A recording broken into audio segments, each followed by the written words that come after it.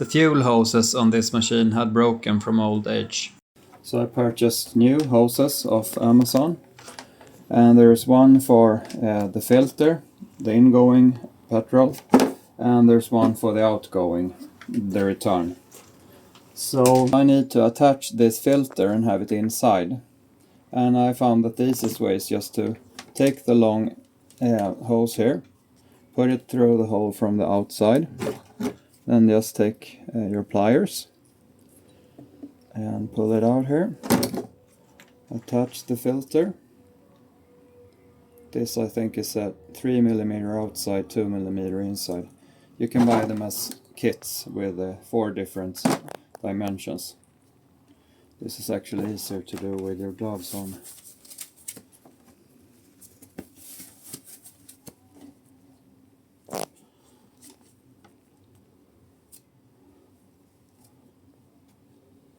Like so.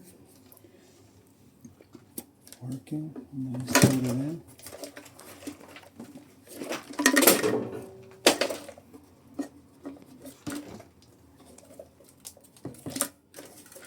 And I'm just making sure it's all the way to the end here.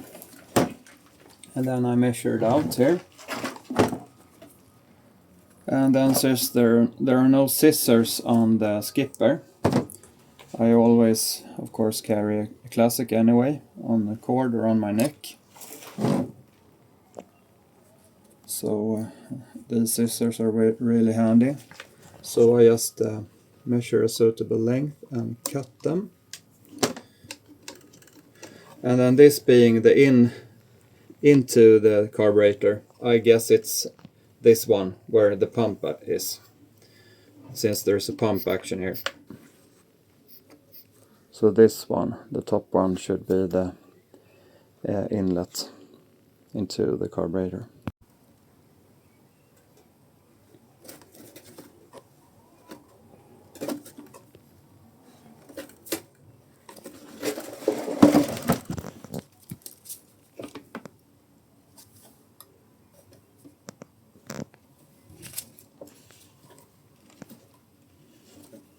Like so. And then the second one is the return, and this one should be put.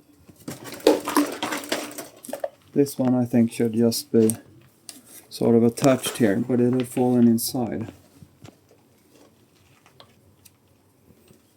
And it's really hard to push.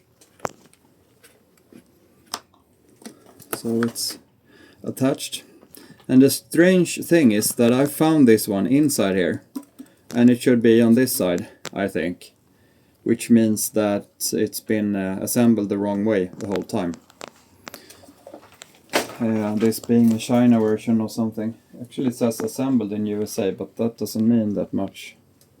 It's a Husqvarna outdoor product, assembled in USA. Well, I think it was assembled the wrong way. Correct me if I'm wrong. And then we need to put a piece of new hose onto this. It's harder to reach it. Maybe I should have done that before I put it here. But I still think this is the correct. I mean, this is too big a diameter. You can see. These are the different hoses you get in the kit. Maybe this is the same. This, in the kits you get off Amazon, you should get everything you need.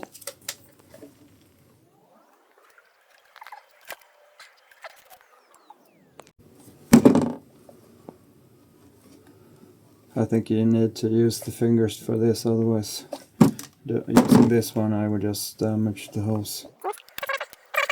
But now it's on. And it goes onto here. So I need like this much.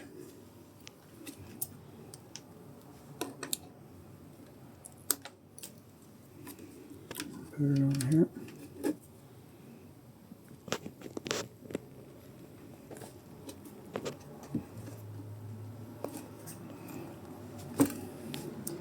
Now it should actually work. Now we have the fuel line and the return, and this one should pump now. So let's try it out. Just get everything back where it belongs.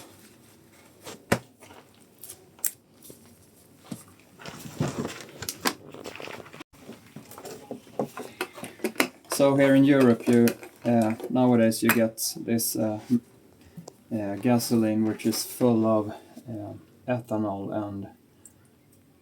and all kinds of crap, and I don't want to use that in my tools, so I always buy this very expensive pure petrol or pure gas. It's called alkylat, and this is just petrol, and it doesn't get bad with age.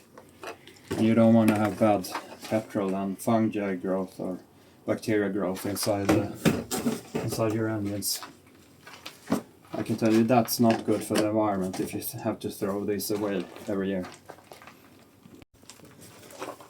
So you can see when I push this one, we get petrol. So we put this on full choke.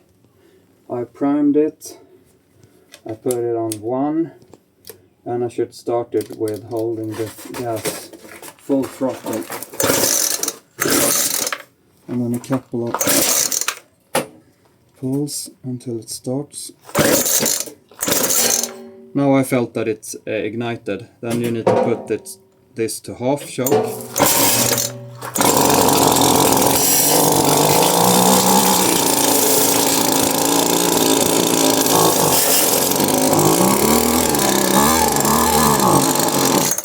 So it works.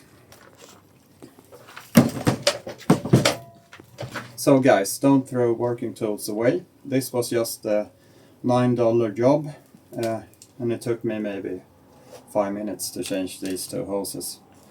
And it works as before, as new again. So we were about to throw this away, but that would have been totally unnecessary.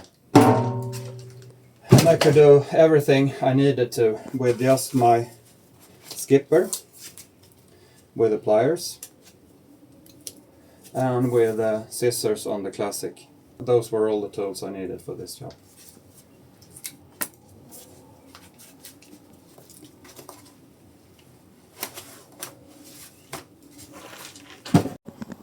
So some of you might have noticed it already, but I had to switch these 2 hoses since this is the return and this is actually the one sucking up the petrol.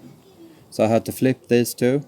It worked fine as long as I held it in a way that the petrol was up over this point here, but as soon as I turned around it ran out of petrol, so it was very easy to actually discover. So this is the correct setup.